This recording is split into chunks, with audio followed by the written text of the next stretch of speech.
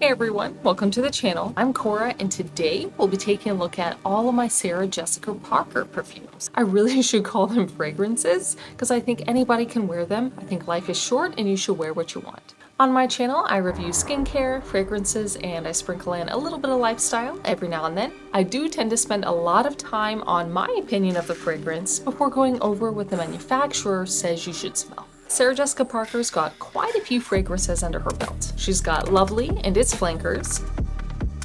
Then there's Stash with its flankers as well, which is getting more and more attention. Then there's the New York City perfume with its flankers. Then there's the Parfum collection. I remember them because the bottles look like little eggs to me. There's Covet with its one flanker. And then last but not least, there's the Lovely collection. In my mind, Lovely and its flankers came first, and then the most recent collection from Sarah Jessica Parker is the Parfum collection. It looks like little eggs. Full disclosure, I only have 4 of her fragrances. 3 of them are from the Stash line, and 1 of them is from the New York City line. I really lucked out with these fragrances, so I'm excited to smell more from her. Let's start off with Stash. This is one that started it all for me. Now this is the travel rollerball. That's how old it is. But I have a suspicion some of my younger audience will only remember the spray kind of travel sizes. So this one, smelling it right now. So this one is a winner for me. I immediately had to try it on my skin. From the beginning, there's something fresh, something herby, and a little bit spicy in the opening. Incense and smoke accords definitely follow, but those 2 notes are very, very manageable and very, very wearable. As this scent dries down, keep smelling it as I'm talking about it. A woody accord does come out at the dry down, which for me noticeably richened the scent. This is so unique and so different. I love incense and smoke accords anyway. This is just such a unique fragrance. To me, this is not mass appealing, so definitely get your nose on it. Don't blind buy it. I think I bought this from Mercari for about $12. So all the travels I bought for about $10 to $15, I think. It's a very doable option if you just want to try it out. Unfortunately, if you try to look up Sarah Jessica Parker's website to take a look at her fragrances, the fragrance portion of the website is closed, sadly. It says, to our loyal customers, this website is now closed and we are not taking any additional orders at this time. So to get a look at the accords that this scent was marketed with, I went on over to FragranceNet. FragranceNet says that Stash was launched in 2016 with top notes of grapefruit, sage, and black pepper. Well, it's definitely where the fresh scent is coming in for me, the grapefruit and the sage. And the black pepper makes sense where the spicy is coming from. For middle notes, there's patchouli, pistachio, white ginger, and Atlas cedar. I'm a simple woman. I don't know the different kinds of cedars, but it's definitely got the woods in this. The base notes listed are vetiver, musk, olibanum, and another wood that I can't pronounce. This is just lovely, so I definitely would say I smelled most of the accords that were marketed for this. Like I said, what stands out to me is how unique this is. This is not mass appealing, so definitely smell it before you buy a full bottle.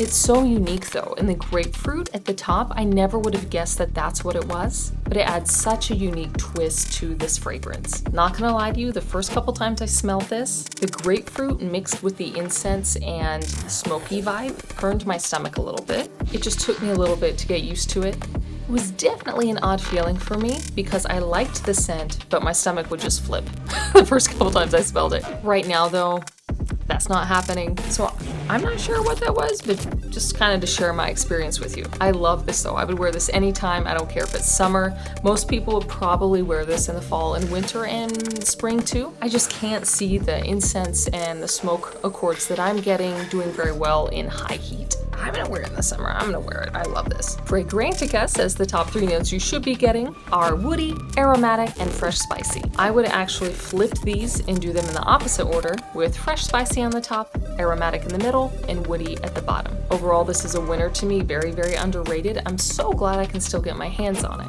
Next is one of the flankers. So this is Stash Unspoken. Ooh, now this one is mass appealing. Just jogging my memory on this one. So for me, this is giving off perfumey vibes. So very much like you're going to graduation, you're going out to dinner, you're going to church. This is like a 90s, early 2000s throwback fragrance for me. A lot of nostalgia.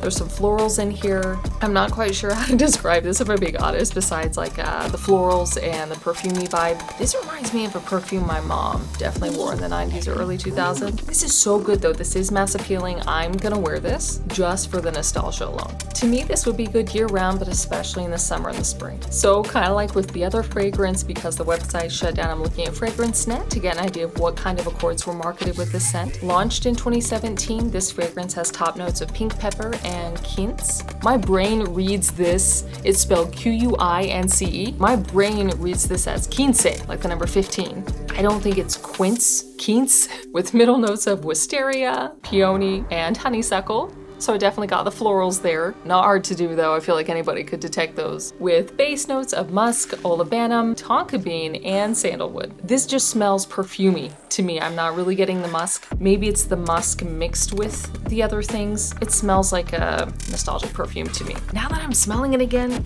you can get a little bit of the tonka bean at the bottom and the woods, but the woods are mixed with this perfumey vibe straight from the 90s and early 2000s.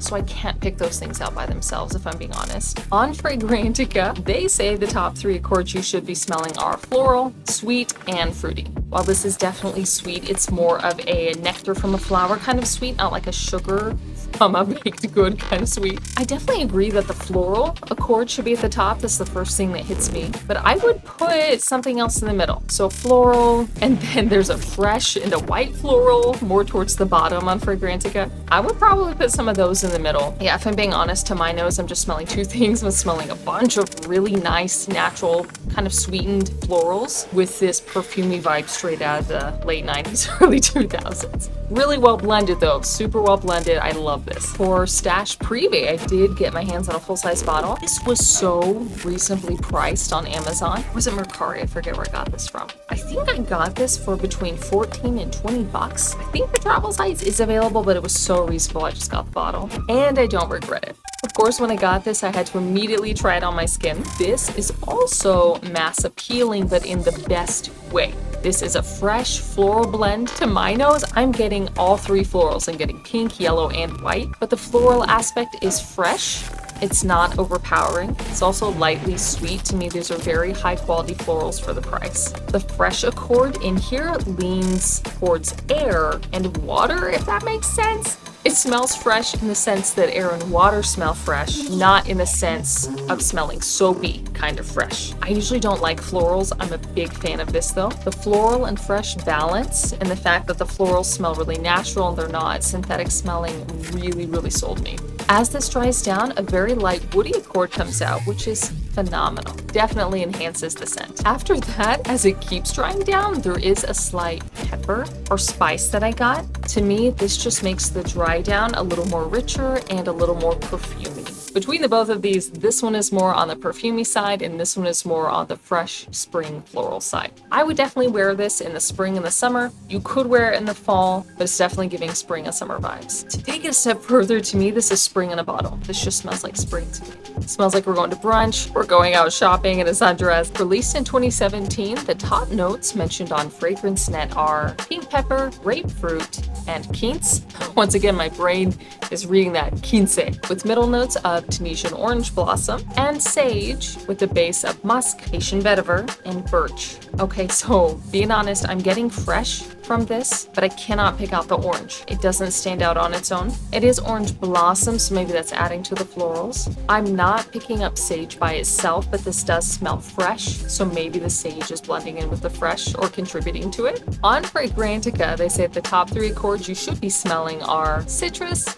aromatic, and sweet. Keep taking the lid off because I keep smelling it. For me, if I had to pick accords, I would put floral on the top, a fresh or aromatic accord in the middle, and then some very light woods at the bottom. The woods, though, are very blonde. It's very light, just kind of bolsters the scent a little bit and makes it a little more rich and perfumey, but it doesn't smell like straight up wood, if that makes sense. The last one I just had to get my hands on is the New York City Crush. Once again, this is the rollerball style. I would prefer the spray, but I mean, I'm not going to argue with it. It smells so good. I'm just lucky I can get my hands on this still. Of course, right when I got this, I tried it out on my skin. For me, I got an opening with sweet, creamy coconut, almost pina colada-like. It smells fresh. It leans cold, and it's very, very creamy. This was definitely love at first sniff for me.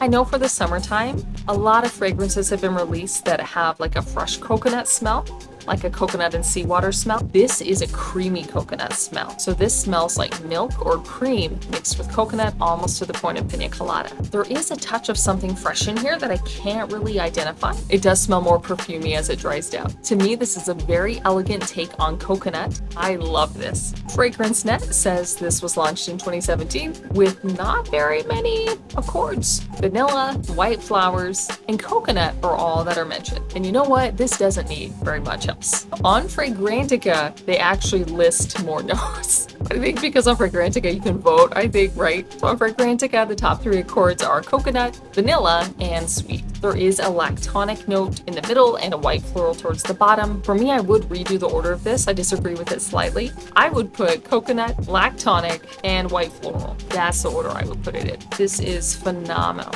With all of these, they only lasted about 4 to 6 hours on my skin, so I definitely brought these with me just to refresh throughout the day. I love the travel sizes too so much. They're super easy to take with you. These are glass, so just be careful. But even with this bottle, this is the smaller 1 ounce bottle. So definitely easy to throw in a purse or a bag. All of these are winners in my book. I'm not gonna rank them because I like all of them and I'm going to wear all of them. As soon as I run out of these travel sizes, I'm definitely buying full bottles. If I had to pick like how often I'm wearing each one, I know that can be an indicator of how much we love something, right? Like, hey, how much am I wearing it? I think for me, I am probably gonna wear this one the most. So Stash Unspoken, since it's summer here where I live, followed by the New York City Crush, and then probably the original Stash. This is last on accident. To me, none of these are really last though. I'm gonna wear all of them. I love all of them, especially for how reasonably priced these are. To me, these are all full bottle worthy. So that's my Sarah Jessica Parker fragrance collection. I'm excited to smell the rest. I should have started with Lovely, so started at the beginning.